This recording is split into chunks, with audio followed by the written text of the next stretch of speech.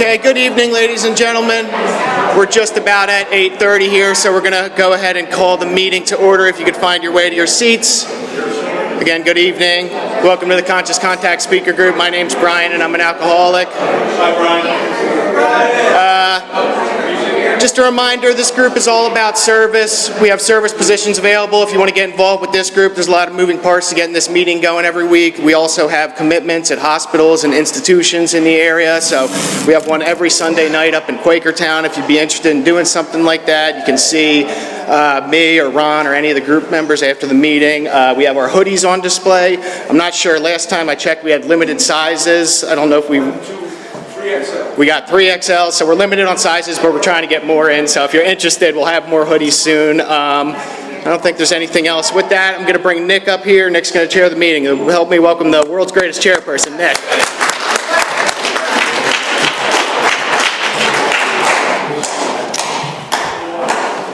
My name's Nick. I'm an alcoholic. Welcome home.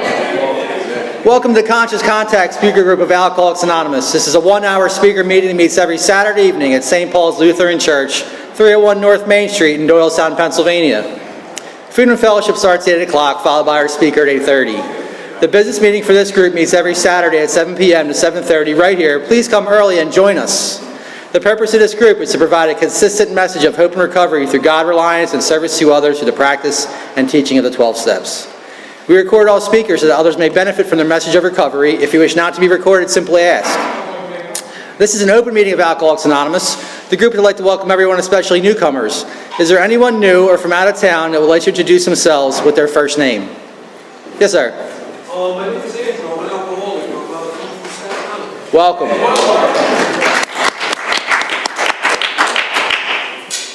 Okay. Yes, sir.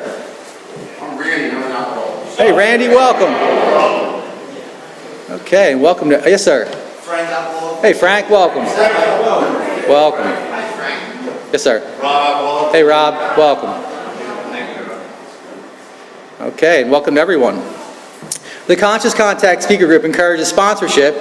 Would anyone with working knowledge of the 12 steps and is willing to sponsor, please raise your hands. Excellent. Are there any announcements for the good of AA? Okay. Our sister group is a big book study meeting that meets every Thursday at 7:30 just up the street at the Salem UCC Church, 186 East Court Street, and that is in Doylestown. Coffee is on at 6:15. We have meeting lists and big books on easy terms. Please see me or any home group member after the meeting. If you cannot afford a big book, the Conscious Contact Speaker Group will give you one at no charge. Anyone willing to make donations for the purchase of big books and CDs to help those can't afford them can put donations in the jar on the table marked Big Book and CD Donations. And all the CDs are available free of charge. Please subscribe to our YouTube channel, the Conscious Contact Speaker Group of Doylestown, Pennsylvania, and our Facebook group. Subscribe and share. You can find our speakers there, join our Facebook page to keep informed, and share upcoming events and meetings. And now with that, I have Meredith to come up and read the Just for Today Prayer of Recovery.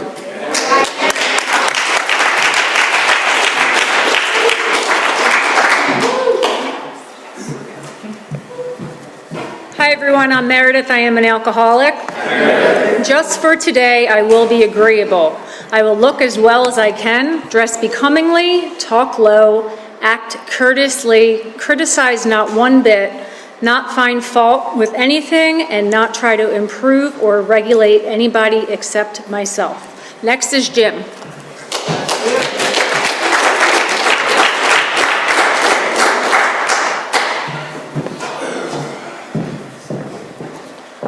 Hi, I'm Jim. I'm an alcoholic.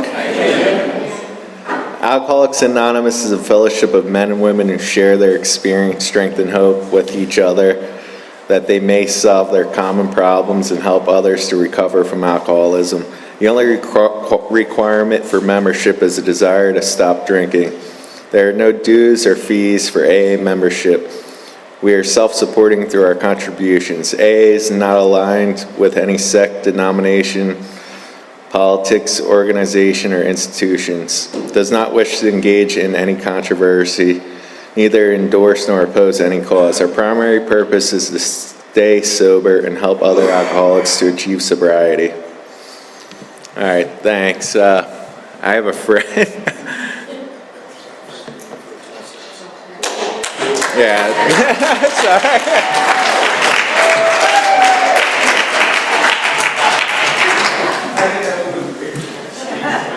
My name's JJ, I'm an alcoholic. Welcome home, everybody. This is the 12 steps of recovery. First, we admitted we were powerless over alcohol, that our lives had become unmanageable. Second, came to believe that a power greater than ourselves could restore us to sanity. Third, made a decision to turn our will and our lives over to the care of God as we understood Him. Fourth, made a searching and fearless moral inventory of ourselves. Fifth, we admitted to God, to ourselves, and to another human being the exact nature of our wrongs. Sixth, we're entirely ready to have God remove all these defects of character. 7, humbly asked Him to remove our shortcomings. 8, made a list of all persons we had harmed and became willing to make amends to them all. 9, made direct amends to such people wherever possible, except when to do so would injure them or others. 10, continued to take personal inventory, and when we were wrong, promptly admitted it. 11, sought through prayer and meditation to improve our conscious contact with God as we understood Him, praying only for knowledge of His will for us and the power to carry that out. 12, having had a spiritual awakening as the result of these steps, we tried to carry this message to alcoholics and practice these principles in all of our affairs. And with that, Nick's going to come back up and introduce our speaker.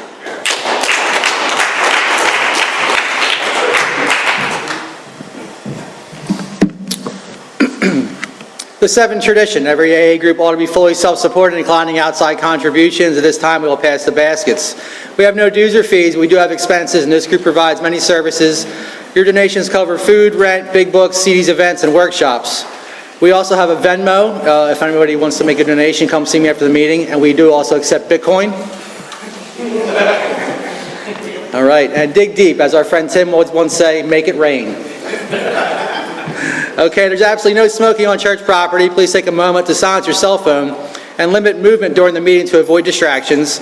Now, to introduce our speaker, a good friend of the Conscious Contact Speaker Group. Tonight we have Christian P. from the Decker Ave Step Group Staten Island meeting out of New York.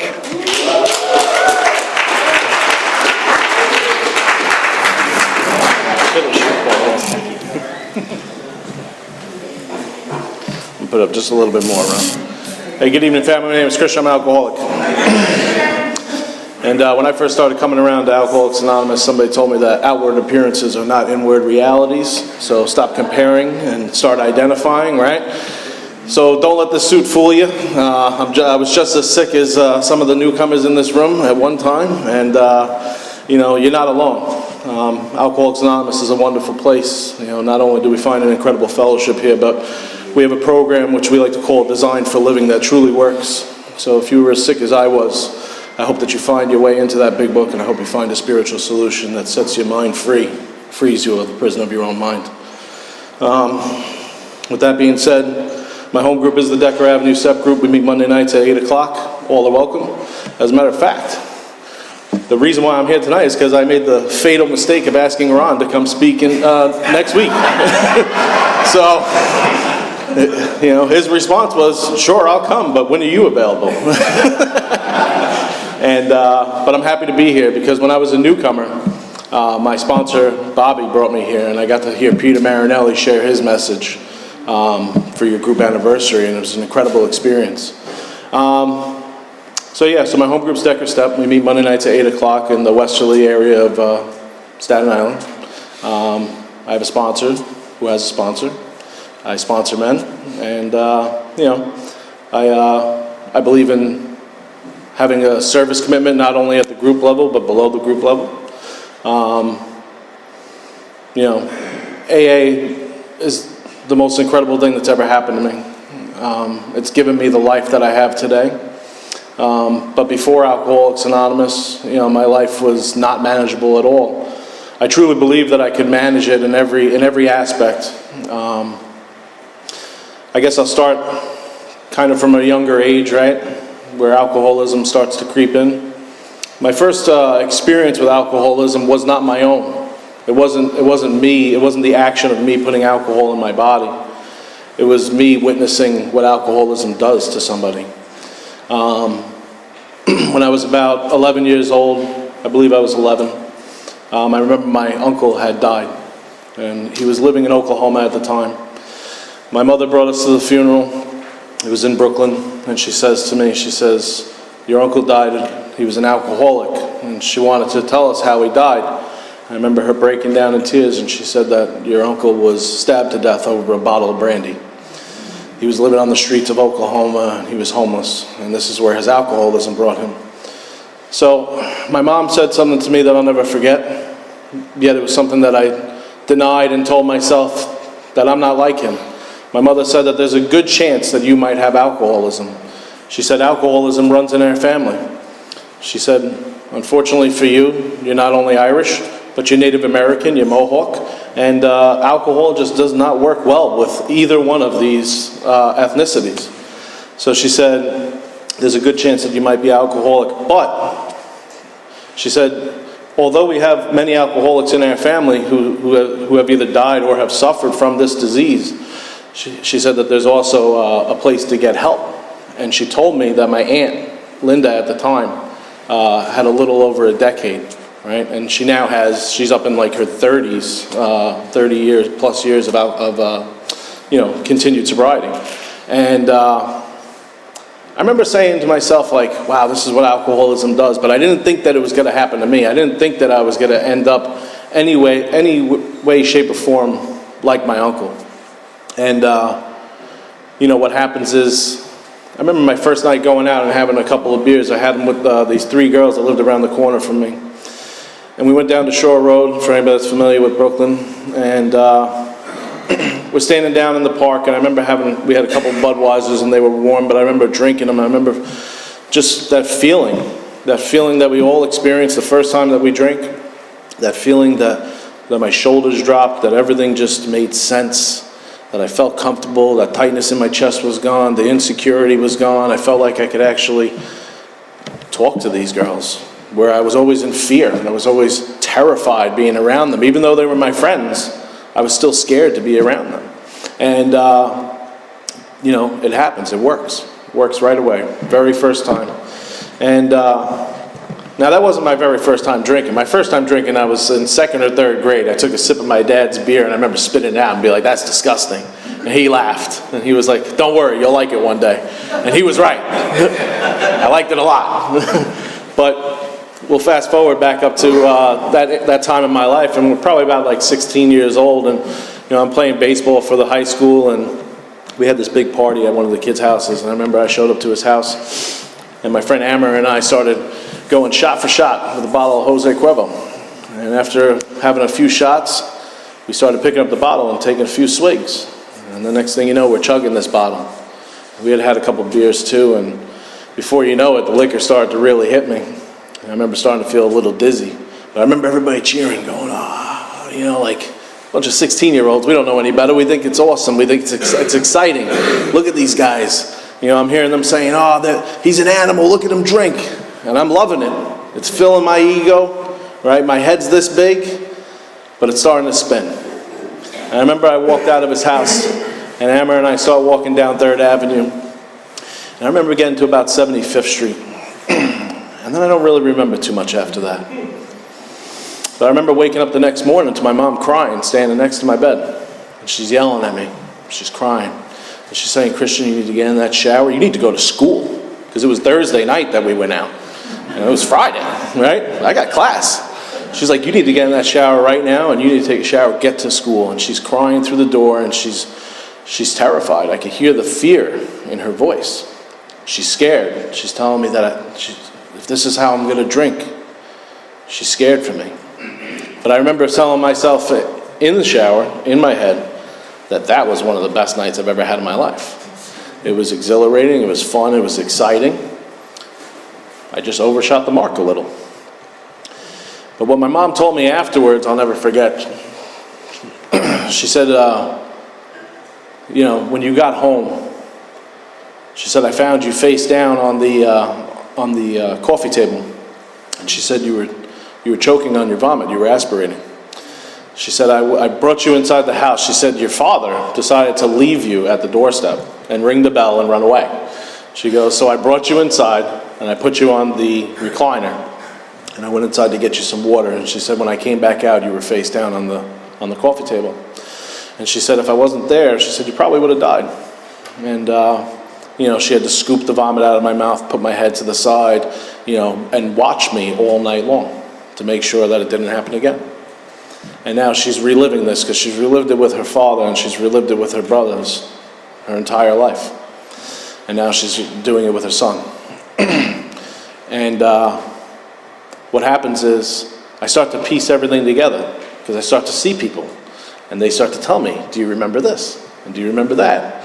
And it would be something that I start to hear a lot later on in life. Do you remember what you did last night? No. Would you tell me? You know? But it only gets worse and never better. So in that particular instance, what had happened was when we hit about 75th Street, I blacked out. And it just so happened to be that the car that I passed out on top of, the hood of this car on the middle of 3rd Avenue, this is a busy avenue, restaurants galore, busy, right? Happened to be my dad's. My dad was out on a date. My parents are separated. And my dad was out on a date, and he comes out and he finds his son sprawled eagle out on top of the car, dead, lifeless, right? Can't wake me up. Amber's standing there. He gets me in the car with my father. They drive me to the house, right? So that's how I got home. So I'm starting to piece all these things together. And people are telling me about how crazy we were at the party and this, that, and the other thing. And my mind is going, man, I can't wait to do that again. Because in my mind, the only bad thing that really happened was I passed out. I don't really remember too much, and I threw up. You know, I didn't see the consequences. I can't see the progression, especially that early on. I can't see what hasn't happened yet. So, progression. It gets worse, never better. And as I continue my drinking career, I begin to start working in bars and restaurants all over the neighborhood, and one in particular, this place called 101, used to have triple parked cars outside, and it was crazy. And I would bar back in this place, and I was making money, hand over fist, more money than any 16, 17-year-old kid should be making. And there was also a lot of extracurricular activities going on inside of this restaurant with all the people that worked there. And because this is Alcoholics Anonymous, I won't talk about those things, but you could use your imagination.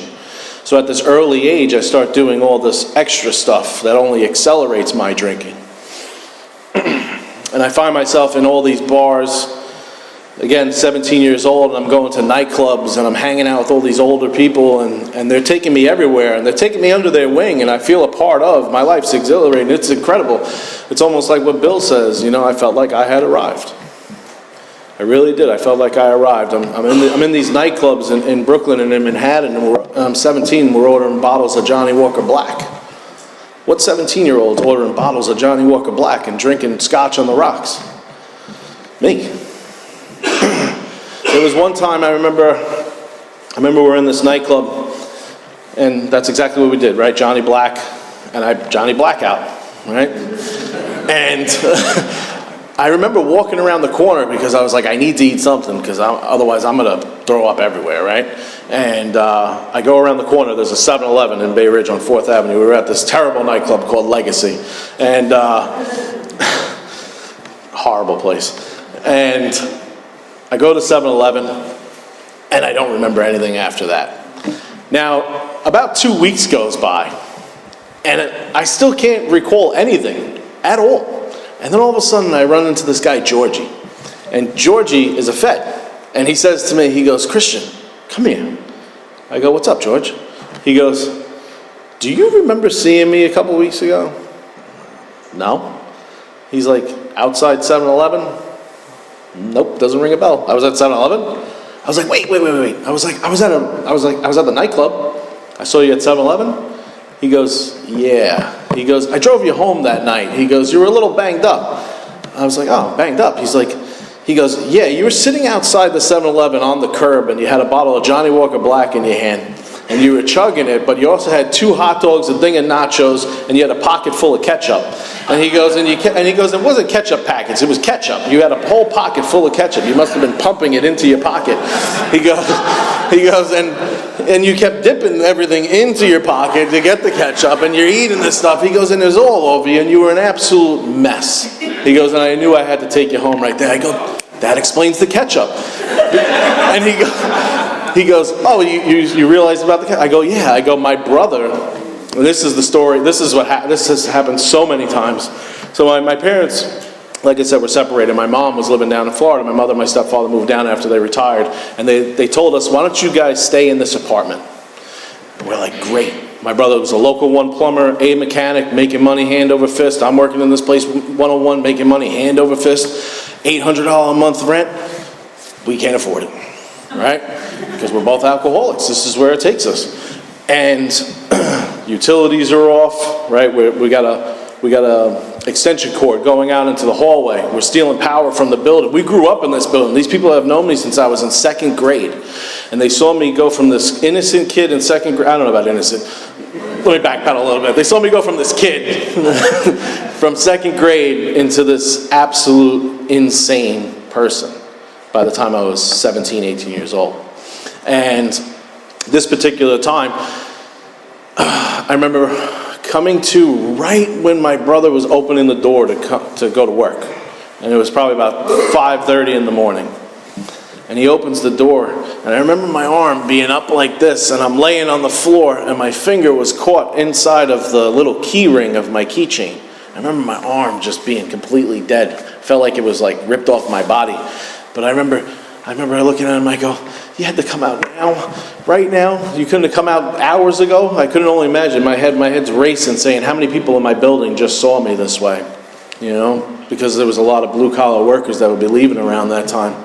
And a bunch of them told me that they did see me. And, you know, I remember getting up, and I remember putting my hand in my pocket. And when I put my hand in my pocket, I remember pulling it out and seeing all this ketchup and going, I'm hit, I'm bleeding. And I'm like, what's happening? And I take my pants down, and there's no blood or anything. So I'm like, what is this? I'm like, it's ketchup. And he's like, what is wrong with you? I'm like, a lot. And he goes, obviously, right? And what happens is I look in my pocket, and I did find a receipt from 7-Eleven. And it was the most ridiculous receipt you ever seen. It was like hot dog, nachos, hot dog, nachos. You know, just very, very good choices for my dietary needs. But, you know, this is just the beginning of it. And it only gets worse, never better, like I said. And for me, those other things really accelerated the insanity. So it got to a point where we have an eviction notice. First, what happens is the landlord starts sending his friends over, and they're not very nice people. And they're trying to get us to leave, right? Because we're about 3, 4, 5 months behind on the rent. And he's just asking us, he's like, what's wrong with you guys? He's like, I've known you since you were little kids. Why can't you just pay this rent? And he's like, you guys got to go. And I don't know what else to do. But I don't know about you guys, but as an alcoholic, the first thing I think of is run, right? So I joined the military. I'd say to myself one day, maybe what I need to do is I need to join the service. If I join the military, it'll straighten me out. It'll give me direction. It'll give me all these things that I told myself it's going to do for me, right? And I'm thinking that Brooklyn's the problem. 101 is the problem. Living with my brother's the problem. It's the friends, it's all these things. It's not me. So if I just join the military, everything will be great. So I joined the service. And I remember I go to basic training, all these things. When you join the military, they ask you, they say, where would you like to be stationed? Tell us 5 places that you would like. This is like your little wish list. And I write down Schofield Barracks, Hawaii, Japan, Germany. I'm writing down all these places. South Korea. I was like, I would love to go to these places, right? And when I finished all my training, they stationed me in Fort Wadsworth, Staten Island. And for those of you that may not know, Brooklyn is only a bridge away from Fort Wadsworth, Staten Island. You go over the Verrazano and you're there. And that's kind of a problem because in the military, you're supposed to be 6 hours minimum away from where you grew up. So I didn't tell anybody, right? I didn't tell anybody at first. And my drinking starts to take more serious proportions. I start working in these bars that I used to work in, and I'm starting to do those things that I know that I can't do, especially in the military. So my life starts to get burnt to the ground again, and I get honest. I tell my commander, I tell him, listen, I'm from right there. Like I pointed, we were standing, I'm like, I live right there in that building. He's like, that's where you live now? I'm like, no, that's where I've grown up my whole life. I lived my whole life. I know everybody here. He's like, oh yeah, that's a problem. You're not supposed to be here. So they send me down to Fort Eustis, Virginia, and when I get to Fort Eustis, Virginia, they tell me that this isn't the base that you're supposed to be at. They sent you to the wrong place. And I'm like, what are you guys talking about? So they put me in another van, and they send me down to this other base. And I get there in the middle of the night, and I have no idea where I am, but the base, it says Fort Story, Joint Operations Base Fort Story. And I'm like, okay, never heard of this. I remember I get to the barracks, don't know anything, don't know anybody. But I found the Class 6, got a couple beers, and everything was great, right? But the next morning when I woke up and I found out where I was, I got really excited because we were on Virginia Beach, right? I was on 89th Street and Shore Drive. And in my head, I go, wow, this is a sign from God. This is where I'm supposed to be. Because I grew up on 89th and Shore Road in Brooklyn. And now I'm on 89th and Shore Drive in Virginia, right? So I'm starting to see these little signs. But now in hindsight, I look back and maybe that was God's way of telling me that I was going to be here one day. You know, that yeah, I was in the right place. Because I used to look back and I used to think all these terrible things that happened to me, I would blame God for them. But now I know today in my heart that all these things had to happen to me in order for me to be here today. So I'm there, and the only thing I'm doing right is showing up to formation, right? Anytime that they let us go, I'm out. I'm getting as messed up as I can. And I find the same people that I find in Brooklyn, in Virginia. And I start doing the things that I said that I wouldn't do. And I start doing those things that I said that if I just go to the military, I'm not going to do anymore. And it ends up that apparently they frown upon it. Who knew, right? And what happens is I give it dirty urine. And they give me Article 15, they take away 2 ranks. I get dropped 2 ranks I have to do. It's funny, you know, we say 90 meetings in 90 days. They have something called 45-45, and it's 45 days of extra duty, 45 days restriction to post. So, you know, I'm doing this 45-45. They take away all my money. I'm making next to nothing. I can't do anything. I can't go anywhere. This is miserable. But thank God the Class 6 is on the base, and you're restricted to posts, and the Class 6 is a liquor store, so I just kept going to the liquor store. And I knew that they were going to either send me over to Iraq with my battalion, or they were going to send me home, and they ended up choosing to send me home. And I was really, really hoping that they would send me to Iraq. But again, hindsight, you know, maybe just God was doing for me what I couldn't do for myself in that exact situation. Maybe I just wasn't supposed to be there. And I get a choice. My mom says to me, she says, Christian, she said, you could come down here to Florida. We have an extra bedroom. Why don't you come down here to live with us? Restart your life. Every time you're in Brooklyn, everything, you know, things just don't go well for you. And I said, yeah, that sounds like a great idea, Ma. And then one of my friends told me, he said, listen, he goes, I heard they're chaptering you out. He goes, I'm going up to Brooklyn. He goes, I'm going to go see this girl that I met. Do you want me to give you a ride? I'm, yeah, you know. So I literally just told my mom, yeah, I'm going to move down to Florida, and then I'm in his truck, and we're driving back to New York. And now I'm back in New York again. It's just the insanity, my insane thinking, right? I'm unable to fulfill any type of promise or anything like that. I tell my mom I'm going to be there, and I just dip. So I find myself back in New York, and I find myself working in bars again. You know, and I don't want to bore you guys with this stuff, because it's the same thing. It doesn't change. It only gets worse. You know, now I start taking hostages. I start getting into relationships with women, and I start telling them all these wonderful things that they need to hear about themselves and about what our futures are going to look like. And what do? I become this codependent creature that latches onto somebody, and it's a horrible, horrible way to live. It's a horrible way to treat a person. But when I'm in it, it's the only thing that makes sense in my mind, because I need to be able to afford all the things that I need to do at that very moment. And the only way that I'm able to do it is if I'm in a relationship with somebody. So I'll get an apartment, and maybe I'll even get a roommate too, because now I got more money to do things, right? And it's funny, I think about it today, and anytime I would ever go on any like vacation, because I had to just get away from where I was, because it would just become too much. I would go on a vacation, and I look back, and all I did was just drink in a different area code. I didn't go on a vacation. I didn't go see things. I saw the same bar, so I saw the same view anywhere I went. I saw the front of the bar and the bottles behind it, no matter where I went. And, you know, enough becomes enough eventually.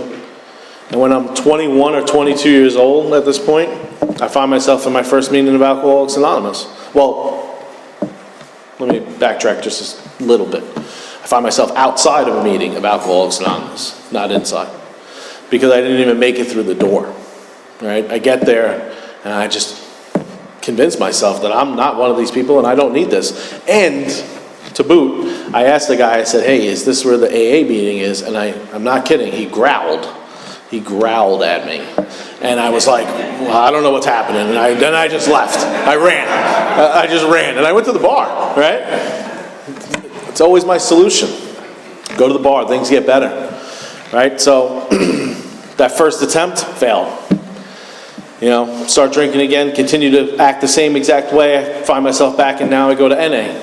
Because I think the other problem is the true problem, that if I could just stop doing those things, I could drink like a gentleman then I could be okay. And then they told me that, well, a drug's a drug, and that if, you know, you can't drink here either. And I was like, damn. So I left. And it's the same thing, guys. I find myself in and out of these rooms probably about 6 or 7 times, and all in between, there's so many people that are telling me, trying to help me. I remember my friend Bruce telling me one day, I'm standing outside his coffee shop. And this is a true story, guys. I'm standing outside of his coffee shop, and I didn't know this. I didn't know that they're all sober. All these guys that I've been sitting out there hanging out with, they're all sober. No idea, right? I'm standing outside with a shirt that I had made at my friend's print shop that says, I go to AA. And on the back it said, Alcoholics Associated. And they're all looking at me like, do you see a shirt? And then they're all laughing. I'm like, yeah, it's a cool shirt. I'm thinking in my head, yeah, it is a cool shirt, you know? And little did I know, it's the exact place that I really, truly needed to be. So I end up moving down to Florida for a little bit. And while I'm down there, I don't do any of that other stuff. I'm able to drink. I'm able to go to work and function and have a girlfriend, and things are cool. And I tell her, I said, why don't we move back up to New York? I know a lot of people, I know a lot of bars, restaurants, you could come work up here. So we both moved back up. And I find myself with another hostage again, right? And I treat her the same exact way I treat everybody else. But what happens is, and I don't know how, I start working for my friends at this one restaurant, and I get bumped up real quick. I start, I do every job in the back of the house, front of the house, and the next thing I know, I'm a general manager, an operations manager, and I'm managing a couple of their restaurants. And working in the restaurant environment is a wonderful place for an alcoholic to hide. You know, I get to show up at 5 o'clock at night. Now these are my kind of hours. You know, get to wake up at 4 p.m., get to work by 5 p.m. You know, close the bar at 11, drink the bar's booze, go to the next bar next door, stay there till 4 in the morning, then go to the after hours, and then do it all over again. It's all I did over and over and over again. It was the same thing every single night. Lo and behold, I find myself in Staten Island. I move out there. They open a restaurant out there, and I'm managing that one. And now I'm starting to think about doing these things that I've never done, like steal from them. This thought comes into my mind one day. It says, you need to get the things that you need to feel better. And I convince myself to do the unthinkable, which is steal from my friends. And I go into the little envelopes where they keep the taxes and they keep the rings and what have you, and I start taking money a little bit here and a little bit there, a little bit there, a little bit there. That way, if there's only a little bit missing out of each one, maybe it's just an error. Somebody made an error. And I tell myself this, what I believe at the time. I tell myself that what I'm going to do is I'm going to put this money back. And we all know how that works. If you've ever stole money from somebody, you don't put it back. So what happens is I start to take and take and take, and it starts to become a large sum of money. And I have this feeling that they might know what's going on. And I don't know what else to do. My brain tells me to go do a substance that I've never done before. And on that morning of November 6th of 2016, it's telling me that I have to go get this right now. It says, go down to the Park Hill Projects and go find somebody. And this other thought came into my mind. This thought was, call your friend Amber. And yes, that is the same guy that I was talking about earlier that we were going shot for shot with. And my brain said, why don't you call Amber? And so I called him. That whole morning, from the time I woke up until that thought to call him, my brain was racing. It was telling me that I have to go get this right now in order to feel better. And right when I was about to leave my house, God does for me what I can't do for myself, and I have that gift of desperation, and I call somebody for help. And when I ask Amber for help, he tells me, listen, I'm at work right now. And he's an iron worker, and he was a foreman at the time. And he says to me, well, I told him, I said, I can't stay here. If I stay here, I'm going to do something stupid. And he's like, okay. He's like, what do you want to do? I said, I know do you mind if I go to your lake house and I'll meet you out in Pennsylvania? And he said, sure. He said, let me just call my boss and make sure it's all right. So I drive out to Kunkletown. I don't know if that's close to here, but I drive out there. Definitely should not have been driving, right? I was definitely still wasted from the night before. And I get out to his house. I find the little hidey key, and Amber finds me, and I'm just absolutely annihilated in the house. And but he does what any good member of Alcoholics Anonymous does. When anyone reaches out for the hand of AA, right? He's there. He was there. He was there for me. He showed up. He took off of work for like 4 days, and he sat there with me while I detox. And we walked around the lake and around the perimeter. I remember it was the fall, and I remember seeing these leaves fall, and I hadn't been in nature in a long time. And I almost had, I guess you could call it a little spiritual experience in that time. I'm just saying to myself, wow, I've been missing this. This is beautiful. And he said to me something that I'll never forget. He's like, Christian, he's like, if you want to stop drinking, he's like, why don't you come to my home group? He said, we meet Monday nights at 8 o'clock. It's the Decker Step Group. He said, why don't you come there? Why don't you talk to my sponsor? His name's Tommy. I said, okay, I could do that. He said, cool. He's like, we'll do that this Monday. And I remember detoxing, sitting in his house, and I really felt like my whole body was breaking in half.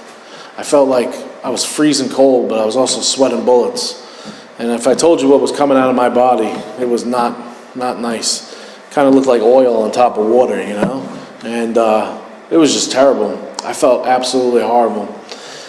I remember him telling me that not to worry, though, that things were going to get better if I just followed simple rules.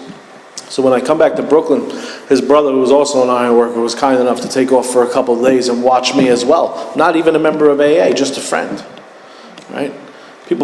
God put these people in my life. They were there to watch me, to make sure. I needed adult supervision at that time. I still need adult supervision, right? Like I said, don't let the suit fool you. But, I'm still feeling it. I'm still detoxing. I'm about a week into it, and I'm still feeling terrible. And I'm just saying to myself, like, how is this going to get better? How am I going to feel any better than this? And my friend Ryan, I said to him, I said, would you come to a meeting with me? And he hadn't been to a meeting in a little while, but he said, yes, I'll go to a meeting. And at the time, he was about 5 years sober. And he said, there's a good one down on President Street. So we go down to President Street, and as we're walking down the street, he said to me, he said something that I will never, ever forget. He said, Christian, he goes, if you really want to stay sober, like Amber and I, he goes, you need to get a sponsor. And he said, why don't you? I said, how do I get a sponsor? He said, pray for one. I said, why would I do that?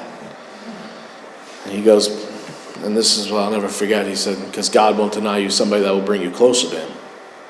And in that moment, I wanted to just be like, what a joke. Because every part of my body, every fiber in my being told me that that was not the solution. I just need to stop drinking. If I could just stay away from alcohol, that's all I need to do. If I could just stay away from it, I'd be fine. But what I found out that is drinking is just a symptom, right? The drink is not the problem. It's my mind that's the problem. So he said, pray for a sponsor. And in my head, and I said to Ryan, I said, if God's real, he hates me for everything that I've done to myself, to other people, to my family, to the people that love me. I'm like, I'm screwed. And he told me something very simple. He said, that's not true.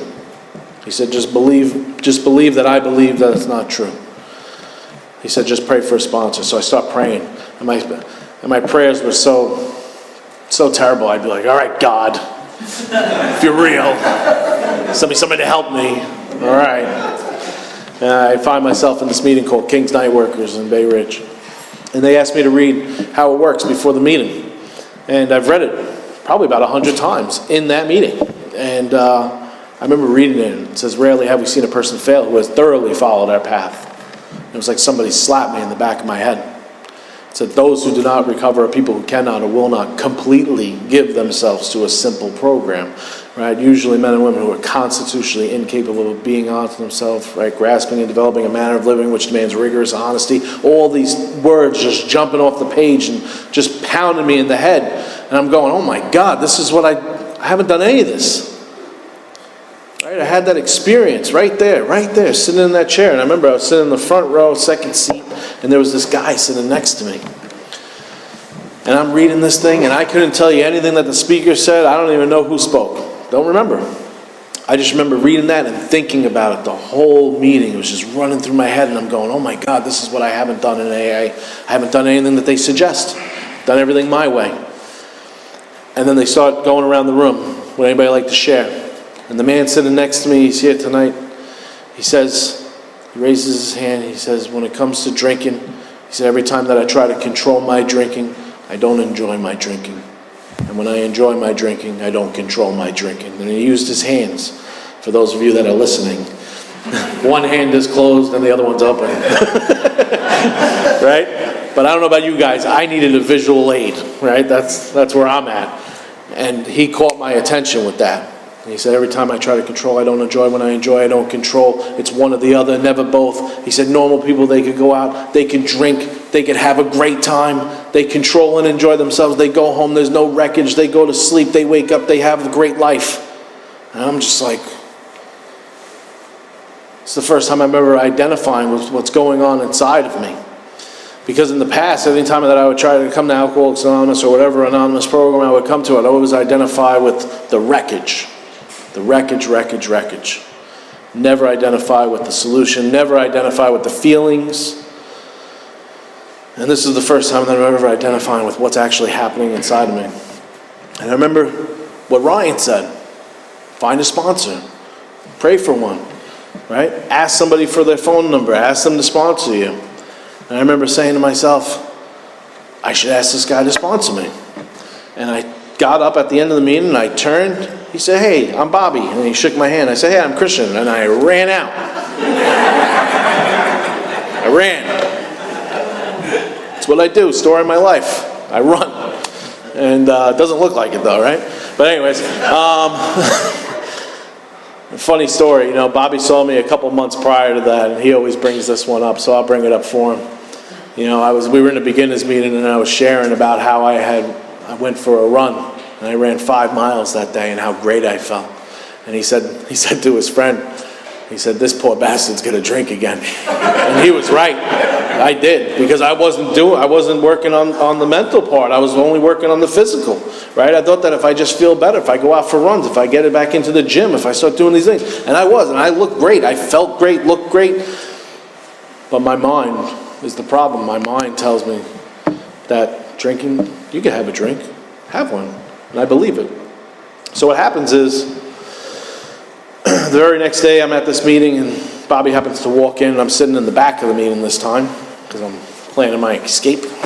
And God does for me what I can't do for myself a second time. Bobby comes, sits down next to me and says, hey, I'm Bobby. I heard you say yesterday that you knew, and this, that, and the other thing. If you're interested, I take guys through the big book. If you're looking for a sponsor, you know, I have the time if you want to come over and start reading. He said, take my number. So I took his number, and he took mine, and he called me and make sure that I would come over his house. And when I went over his house, we started, you know, I didn't understand the significance of it at the time, but we sat down in his kitchen at his kitchen table, right? And he shows me this book, and he tells me that if you do what this book tells you, you'll have a spiritual experience. It'll be just as profound. I forget how he worded it. It'll be totally different from mine, but it'll be just as profound. And what he said to me that day also, I'll never forget. It was my first lesson in humility. He asked me, he said, Christian, he goes, can you tell me why you drank? Why is it that you relapsed? And I told him what I heard in a meeting one day. This nice little acronym called HALT, hungry, angry, lonely, tired, right? And I went on to tell him about how they had this food and wine festival in historic Richmond town, and I was hungry, angry, lonely, tired, and that, one of my friends opened a Heineken. It was the most beautiful Heineken bottle I've ever seen in my life. It was glistening. It was sweating. I was sweating. It was everything. Everybody was sweating. It was wonderful. And when he opened it, it was the loudest whoosh I've ever heard in my entire life. And I was just, I need this. And I took it and off to the races again. And he said, well, that's good and well, Christian. He goes, but let's find out why you really drank.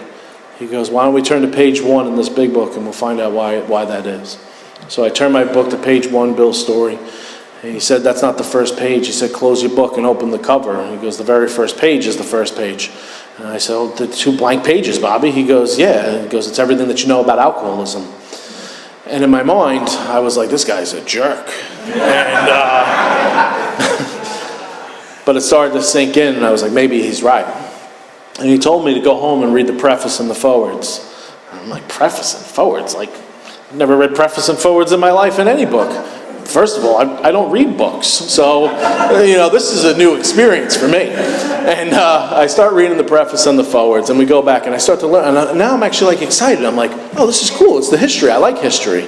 And he's telling me a little bit more about the history and about Bill's last drink and how he was on Staten Island and how he was trying to go out to Lotterette Park to go play golf, and he ends up drinking again. And I'm like, oh, wow, this is cool. And that he lived in Brooklyn on Clinton Street. And I'm like, wow, this feels so real, And, they say the big book comes alive, and that was my experience. He tells me to go home and read the doctor's opinion. And when I read the doctor's opinion, I remember just my mind being completely blown. I didn't know what I was suffering from until I read that. And Silkworth, in a nutshell, talks about this mental obsession that's so powerful, it convinces us that the pain of the past will not occur again, that I can drink safely. And that it's coupled with a physical allergy known as a phenomenon of craving that only intensifies and never feels satisfied. It's why every time I start drinking, I can't stop drinking. My question was finally answered. But I'll never forget what Bobby said to me when we sat down and we read that preface together. He said, knowledge of what's wrong with you, Christian, is not going to keep you sober. It's the actions that you take in this following chapters that are. He said, so why don't we get real busy and why don't we start reading? And I took that literally. And he told me to read the next chapter, Bill's story, and I went around the block to Starbucks and I read Bill's story. I read it, I highlighted, I underlined, I did everything he told me to do, and I called him up. It was like an hour later. I'm like, Bobby, what are you doing? He's like, I'm home. And I'm like, I finished the chapter. Can I come back over? He's like, you just finished? I'm like, yeah, I just finished the chapter. He's like, all right, come back over, right? He made the time for me, right? Nobody else wanted me around. People didn't want me around. They didn't want me anywhere near them unless they had to be in the same room as me. They didn't want to be near me. And this man's letting me come into his home and just showed me exactly what I needed. Unconditional love. That's what sponsorship is. It's unconditional love. And as I start to go through this process, I start to see the things that are truly the problem. And when we start reading into, page 20 and 21, where it starts to talk about the hard drinker, the moderate drinker, the hard drinker, and the real alcoholic, I remember reading the moderate drinker and going, oh, okay, maybe. And then I read the hard drinker, I'm like, oh, okay, I guess, all right. And I'm underlining, I'm highlighting, I'm like, well, maybe I'm just a hard drinker. Maybe I'm just, and then I read the real alcoholic, and I was just like, all right, take me in, And I remember I identified so much with that book. I remember when Bill started talking about pitiful and incomprehensible demoralization, I started to think about the past and the things that I've done to other people, and waking up with those blackouts and asking myself, what did I do last night? And I used to call it the dooms. I wasn't smart enough to put together a phrase like pitiful and incomprehensible demoralization. But when I read that, it struck home. It punched me right in the gut, and it leveled me. I start to read these chapters, and everything starts to jump off the page. And it talks about in that Real Alcoholic, here's the man who's been puzzling you, the real Dr. Jekyll and Mr. Hyde, seldom mildly intoxicated, right? Because I'm a good guy when I'm not drinking. I don't know about you, but I am. If I'm not drinking, I may be losing my mind, wanting to drink, but if I'm fighting the urge and I'm trying to show up for somebody, I'm a halfway decent person. But once I put that drink in my body, all bets are off. I don't know what I'm going to do. I'm capable of absolutely anything. And I'm reading this, and I'm just identifying. And I got step one. I figured, I remember he's asking me, he's like, do you have any doubt in your mind, any lurking notion that you're not an alcoholic? I said, no, absolutely not. I know I'm one. And he said, well, let's get into the second step. He's like, it's very simple. He's like, this program's about spirituality. He goes, when it comes to spirituality, he told me about his experience with his second step. And it was very simple. And I love what the Big Book how the Big Book phrases it. It says that God is loving, caring, forgiving, all-inclusive, never exclusive, broad and roomy, right? And he told me about his experience with his God of his understanding, and not trying to push it on me, but just telling me about his, because that's what I needed to hear. And he told me that his was that God is love, right? That it's a concept, it's not a human. And I said that's a wonderful thing. So, I start to create this God of my own understanding in my mind of loving, caring, understanding, and forgiving. And he says to me, he goes, all those things are wonderful. He goes, so don't you think you should start acting like that with other people? Maybe start being loving, caring, understanding, and forgiving? So I would try my best to do that. He also told me when we got to that second step, he said, why don't you start reading pages 84 to 88? I was like, well, why are we jumping so far ahead? He's like, because you don't need to cause any new harms, and you don't need to, he's like, I need you to start praying, meditating, trying this stuff that we're offering here. He's like, because otherwise, your brain is the worst neighborhood that you could be in. He's like, so why don't you start trying to do this stuff that our book talks about? So, and he told me about the three sides of the triangle, the unity, service, recovery, right? And so I start doing those things, and I start praying, and I start meditating, and I start to feel a lot better. And then I get to, that third step where I turn my will and my life over to the care of God as I understand Him. And for me, it was simple. All I had to do was get down on my knees and say a prayer with my sponsor. That's easy, right?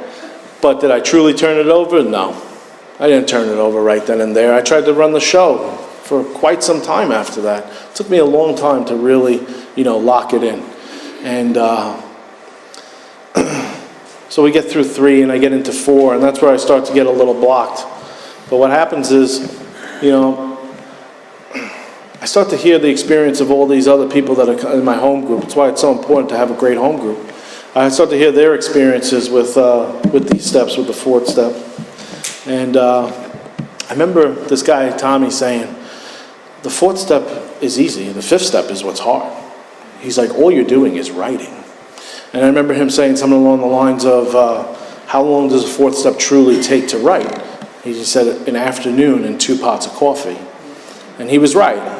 Because when I actually sat down and I started to write, and I start to see where I play and where I fall in all these resentments that I have with people. And I look back in hindsight, and I know today that I know 10% of the information, and I make up the rest when it comes to the majority of my resentments. And then some of the resentments that I had that were, true, right? I was able to still see what my part was in it. The 4th step was extremely powerful for me. But sitting down and doing a 5th step was even more powerful. I sat down in Bobby's home, and I started to read out of my book. And he slowed me down, and he started telling me things that he did in his life. He started to open up to me about what it was like for him and the resentments that he had and how they were blocking him. And he told me some of his deepest, darkest things. And it made me feel comfortable enough to tell him the things that I was writing in code that I didn't want anybody to see, that I was probably just going to skip over and be like, no, we don't need to read that one, and just keep going. And I got it all off my chest. And I felt free. I remember he told me to go home, read the 2 paragraphs on 6 and 7. That blew right over my head, right? I didn't realize that 6 and 7 are probably the 2 most important paragraphs in the Big Book. They're the ones that I work on the most today. And, you know, to sit down, get quiet for an hour and ask myself if there was anything that I was missing. And I didn't leave anything out. I remember feeling really free. So what happens is I start to write that 8th step, and where I come from, an 8th step is considered evidence. So, you know, again, writing in code, and I'm writing all these terrible things that I've done to people, you know, like, for instance, because this will get right into 9, right? Make direct amends. So I started looking at all these things that I've done to people, and one of them in particular was, I remember I asked my friend Jason if he could get his father to get us the apartment that he was going to be renting out. My brother and I had moved into there. He had just had a newborn daughter.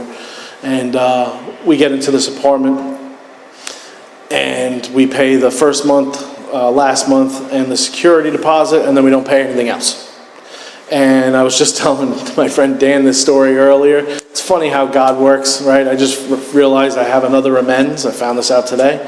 You know, we're at Home Depot, and I grabbed the little circular. I don't even look at the circular. I just throw it into, I have my son, I'm walking with my son. I put it under the stroller, and it's in the back of the car, and I'm looking at it. I go, oh, mulch. I go, look at this, 5 for $10. I'm like, that's great. Topsoil, 5 for $10. I'm like, great price. He's like, yeah, great price.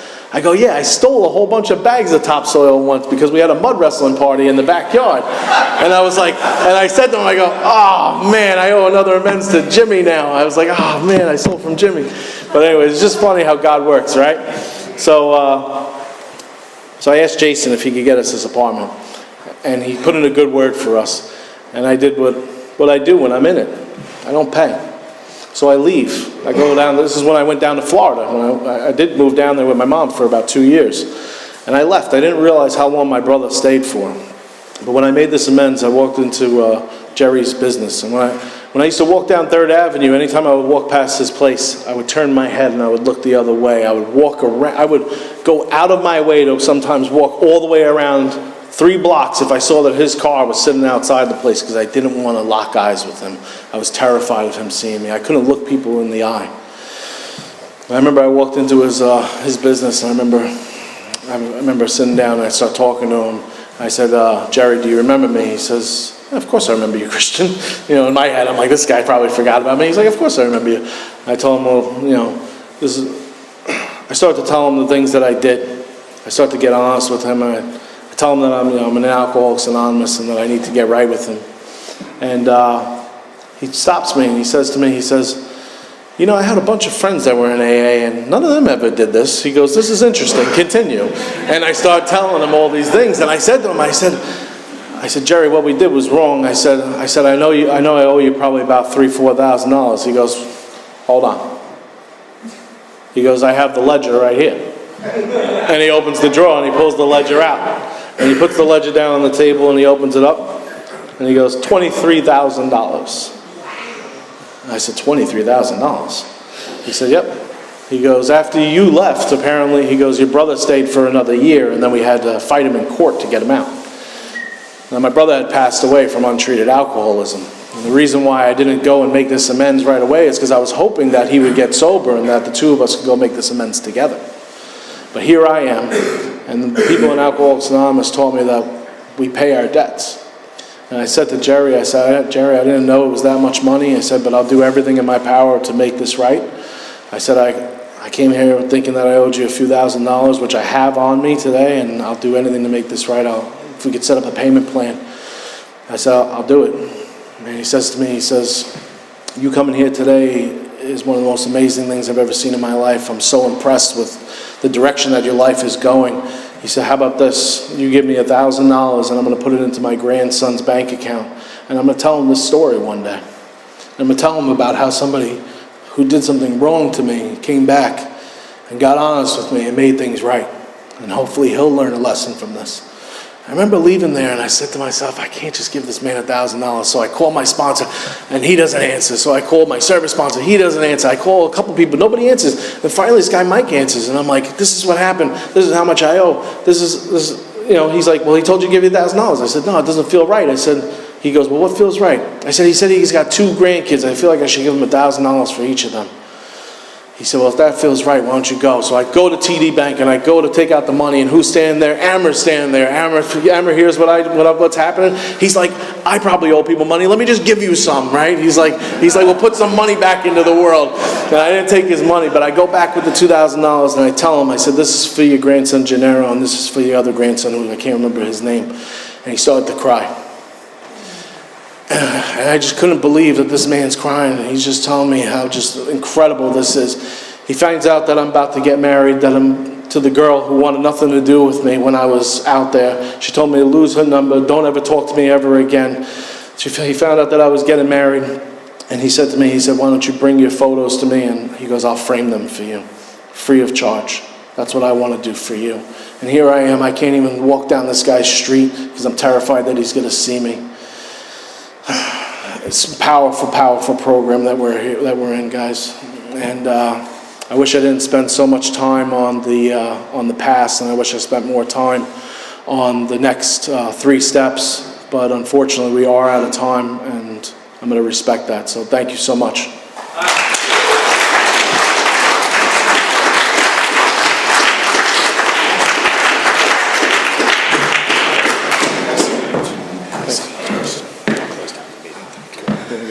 Yeah, sure, I can take a seat. Okay, good evening again, everybody. My name's Brian, and I'm an alcoholic, still an alcoholic. First and foremost, I want to thank Christian for coming out here, delivering an incredible message of hope and recovery to our group here. We're right up against it, so a couple quick announcements, and we'll wrap up the meeting here. Food in the fellowship for this group starts at 8 o'clock. Feel free to show up early, enjoy the coffee, the food we put out. There's always the meeting after the meeting. If you want to help us out with a little bit of service, as always, putting away the chairs, we appreciate it. But more importantly, if you're new, hang out with us, grab some numbers. We'd love to talk to you about getting into the solution a little bit. It is customary for us to thank our speakers as they come here on their own time and expense, so we do usually form a line in the front here, and we thank our speakers personally, and thanks to all our greeters and readers tonight, and thanks to Miss Kay for taking care of the kitchen, and let's give one more round of applause to our speaker, Christian. And if you do care to join us, we have a beautiful way of closing down the meeting.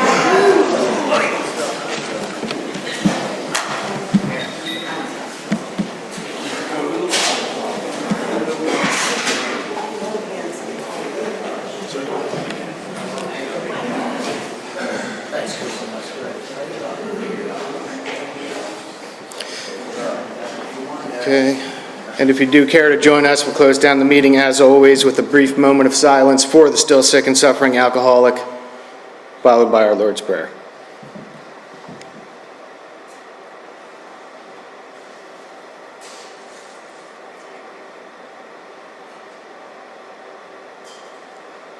Our Father,